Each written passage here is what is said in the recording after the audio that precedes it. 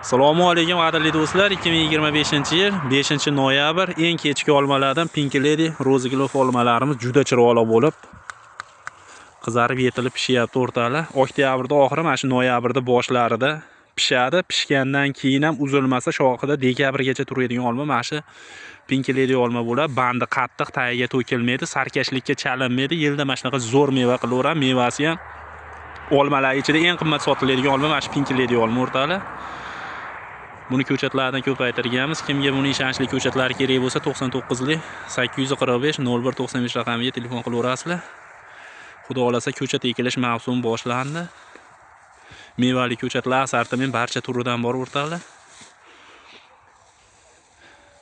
Bezxaladenli xonaki sharoitda saqlanaveradi. U bahorda mart-aprel oyida yeyilsa ham shoxidan yangi uzilgandek suvli turaveradi do'stlar.